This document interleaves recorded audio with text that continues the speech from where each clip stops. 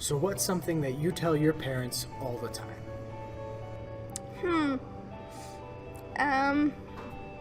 That's a complicated question. I love them, I guess. I tell them thank you for like having meals for me and having a roof over my head and like places for me to sleep at night. Hi Mom, how was your day? Are you okay? What happened today? What was the best part? I suppose. I'm fine. I can do this. I love them. That's mostly it. I tell them I don't want to clean up my room, but I actually do. I tell them I don't want to clean my room. On a scale of 1 to 5, 5 being perfect and 1 being not good at all, what would you rate your relationship with your parents? 1 to 5, 5 being the best, I would go for 5 for sure. 6. Probably from like a 3.5 to a 5. A 4. Probably like way high up there. And that's really real. Like for me, it's probably 4.5 to 5 most of the time. Why is that? Because I really like them and we're a well-bonded family because we like doing stuff together. This weekend we just had a really tough time, but now that I've been talking to them a lot about like what's going on, it's getting a lot better and almost going up to that 5. I do spend time with them and I do things like projects with my mom and dad, but we don't always get along. And there's days where it dips a little bit, but most of the time it's way up there. Just because my parents are so loving and caring to me, and parents are so like really heartfelt with me almost all the time. And so given that, it's just me sitting there and being loved really well by my parents. So how do you go about building trust with your parents? Being extremely honest, like honesty is probably the key to that bond. Trust is kind of hard, but like usually if they want me to do something, I don't like put it off. I just like do it like right as they ask me so they can trust me to do it early next time. Just in general, we can just trust each other. That's mostly it. I build trust with my parents by spending time with them and going a lot of places.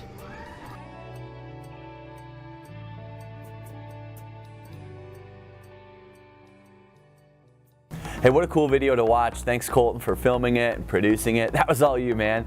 And for the students who answered the questions, really appreciate your boldness and your honesty as it relates to the relationship you have with your parents, because that's what we're going to talk about tonight. And before we dive in, though, I just want to say, hey, I'm Ben. I'm usually in the room on Wednesday nights right there with you, but tonight, not the case. I'm actually in Mexico right now with my wife. We're on vacation. I'll be back in the room with you next week and look forward to kicking it with you at that time. But hey, here's what I want to talk about tonight. I want to talk about family and parents. Everyone has a relationship with your parents. Everyone has a family, right? Someone who's raising you when I'm talking about parents. And I'm just wondering, like, since we spend so much time with this person, these people, why would it have to be all bad or frustrating or annoying or one-sided?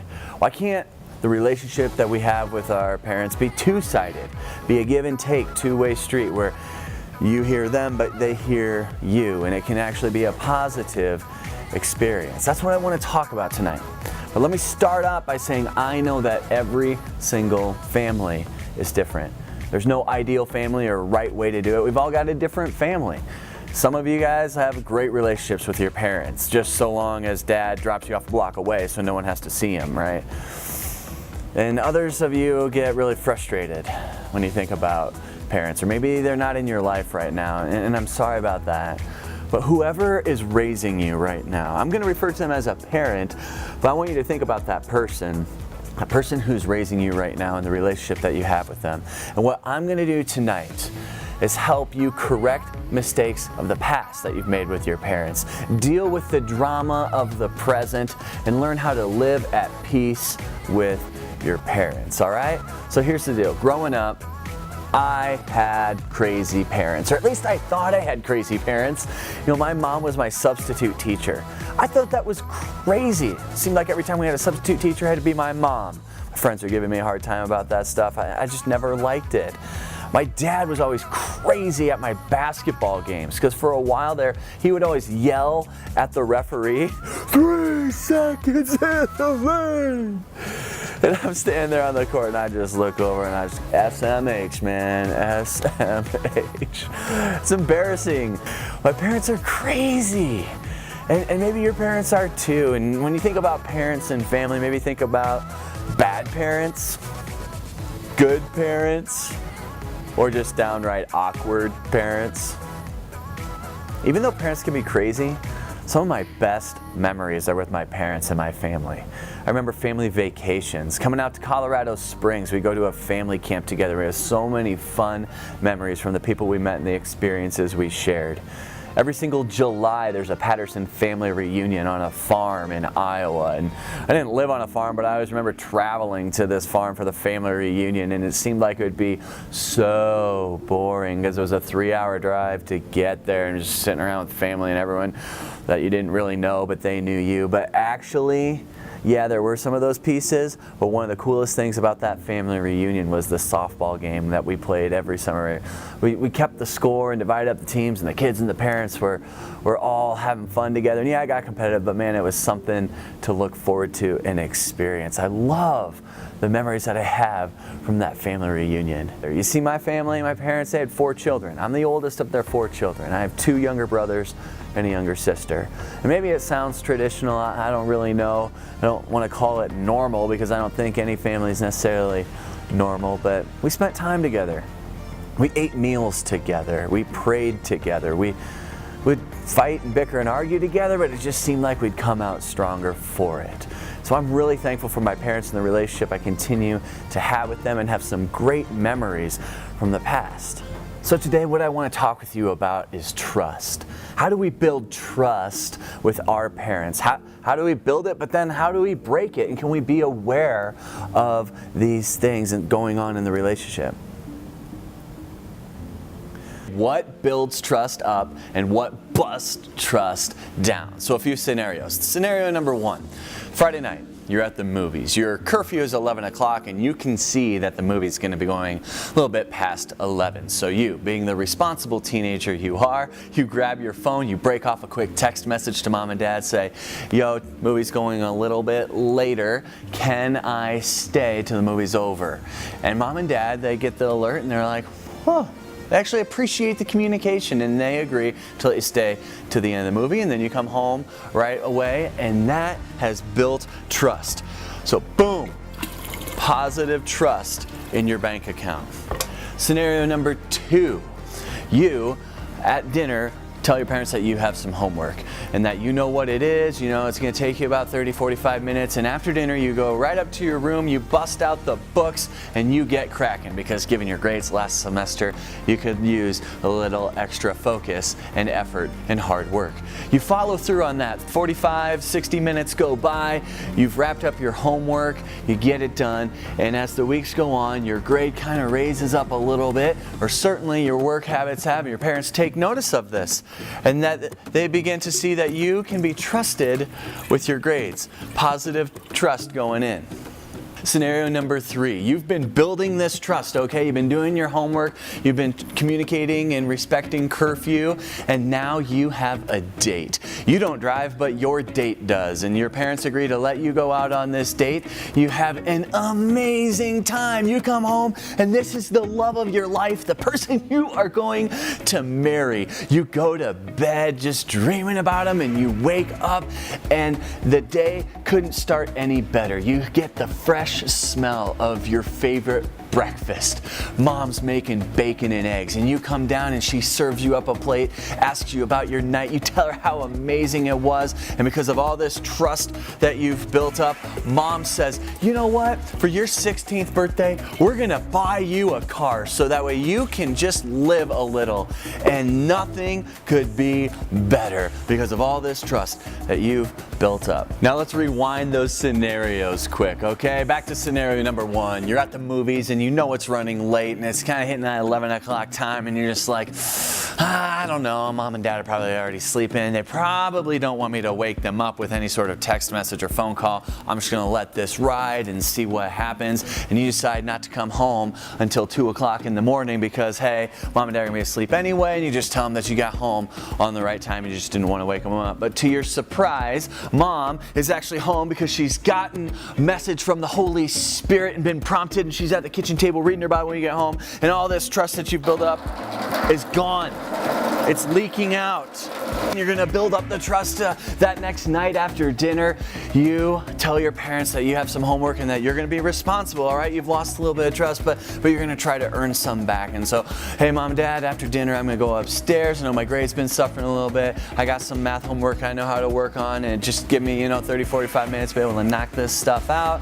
And instead of going upstairs, you leverage the privacy of the situation and go into your parents' room, get in your mom's purse to get some money for this date that you have coming up, and jackpot, you found the $50 bill. But Mom busts you and catches you, and you have broken trust. So your parents tell you, you are not going on that date tomorrow night, but you're like, whatever, I'm gonna do what I want. And you sneak out of the house. Not only do you sneak out of the house, you decide that you can take Dad's car because, hey, how hard can it be? And when you go out and drive, you pick up some more friends that your parents probably don't approve of. And all of a sudden, you break off a text message while you're driving and wrap your car around the pole. And all of a sudden, you wake up in your bed thinking it's a bad dream, but you see through the window in the driveway your dad's mangled car.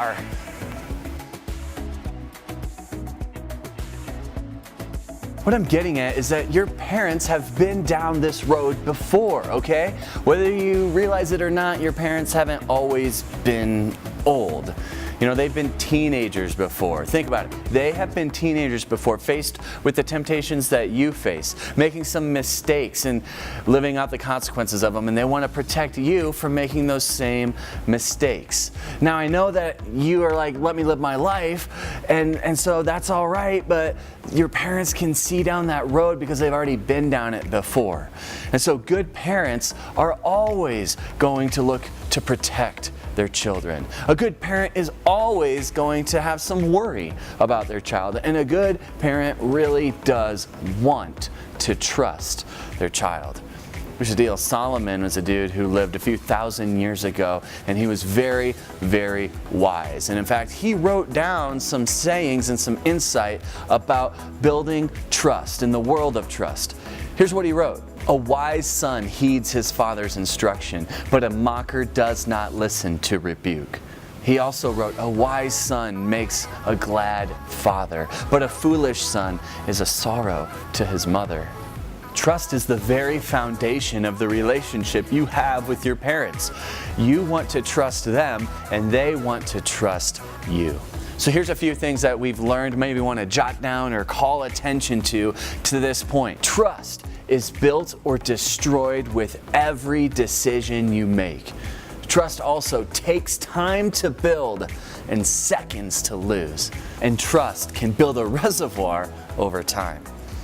One of the best ways you can build trust with your parents is to communicate with them. Now, I know as a teenager that's the exact opposite of what you want to do, is to communicate with your parents, but for real, hear me out, it will pay off. One of my friends, when they were taking driver's education, the driving teacher told her, hey, when you're driving with your parents, just talk about what you're seeing, because Any parent having their kid drive for the first time is super nervous. They wish they had a brake or a gas pedal on their side of the car, when in fact their kid is the one driving, and just makes them nervous to ride along in that. And so the driver's ed teacher said to my friend, hey, just tell your parents what you're seeing, and that will help ease the nerves. And so, for example, when you're driving and you say, I see that the car ahead of me is slowing down, I'm slowing down as well. I see that the stoplight turned yellow, I'm slowing down. I'm going to be turning right up on Grand, I'm going to put on my signal. And just saying that, communicating that out loud, what you intend to do or what you see or what you're observing is huge. It's helpful. It reduces the stress and helps the other person know what's going on and how they can respond properly. And then they're not on your case all the time of, oh, why don't you do that, or go over there and drive that, or make sure you slow down. And so when we can talk things out, it really disarms nerves and worries of a given situation. So how do we build that trusting relationship with our parents? Hey, I think there's 3 things that you could do. You could get started on today, this week, and implement in the future that would help build that trust with your parents. And the first thing you could do is honor and obey them. Honor and obey, like, what's that even mean? It sounds so rigid, right? Here's the deal. Honor and obeying your parents really just means that you respect them. Now, I know that you're not going to agree with every single thing your parents say, and that's not what I'm asking you to do. But what I am asking you to do is to give them respect. To give them respect so that you may get respect. When it all comes down to it, we're sons and daughters of God. And so are your parents. And so when we respect them, we are actually showing respect to Him. I'm not saying you have to blindly follow every single thing that your parents tell you to do, but certainly honoring them and obeying them will build trust in that relationship. The second way to build trust with your parents is to communicate well. Now, I know sitting here on this couch, it's super easy to say, and in reality, it is very, very hard to do, to communicate well. Because you got stuff going on in your life that you don't necessarily want your parents to know about. You've been cutting corners, or there's some things that you think are kind of out there, loose ends, but you'll get them tied up and no one's going to know about it. And what I want you to think about is actually just communicating with your parents through all of those tough things and questions that you have that you're currently going through. Don't blindside them with the issues of your life. Communicate with them. If you avoid communicating with them and you keep your stuff secret or hidden or in the dark, then that's just going to make the problem that much worse. It'll be that big, much bigger of a volcanic eruption when it all comes into the light. So we have to communicate well if we're going to build trust with our parents. We have to honor and obey our parents to build trust. And the third thing we do to build trust with our parents is to tell the truth. And there's nothing more valuable, important than the truth. If you tell the truth every single time, then you don't have to worry about keeping your story straight. You know it. Have you ever had food poisoning? You know, ever eaten something that really upset your stomach and it's terrible, right? You're throwing up, you got diarrhea, it's just the worst thing ever. After you have food poisoning, all of a sudden, you don't necessarily trust that food before. For me, I got food poisoning from scallops one time. I ate scallops regularly, and also one time I ate scallops and got food poisoning, and now my wife will not ever let me eat scallops again because of how bad it was for me. And honestly, I, at the smell of them or look at them, kind of get a little queasy. I have a friend who got sick after eating Arby's one time, and now he will avoid Arby's because in his mind, Arby's will make him sick. It's similar when we tell a lie, all right? When you tell a lie to someone, all of a sudden it's kind of like that food poisoning, and it's associated with you of, I don't know if I can trust that person. There's nothing more important than the truth. So what adult in your life do you need to build trust with? Think about that. Don't just race off to the next thing or ignore that question. Who do you need to build trust with? I want your parents to love you, and I want you to love your parents as well. For this to happen, the relationship is going to need to be built on trust. And every single one of your decisions is either building trust or busting trust. No pressure, right? But for real, every single one of your decisions has influence. It can build trust in the relationship you have with your parents, or it can bust it down. You get to choose. So I would hope that you would think seriously about honoring your parents, communicating with them well, and telling them the truth all the time, no matter what. Doing these things will build a healthy relationship with your parents, one that you can look back on and thank God for, and smile about the good old times when you recall raising your parents.